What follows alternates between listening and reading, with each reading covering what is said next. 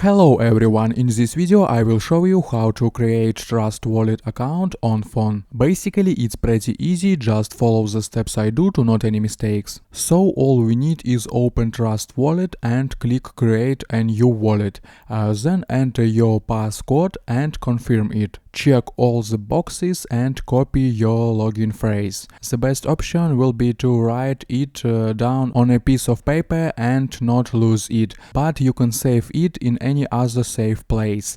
Click continue and enter the necessary words from the phrase. Click confirm and your wallet will be created. In Trust Wallet we can safely store cryptocurrency, receive it and send it to other wallets, as well as exchange and earn cryptocurrency.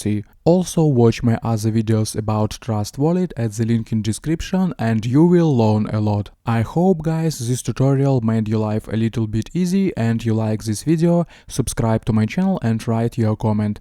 Goodbye, have a nice day.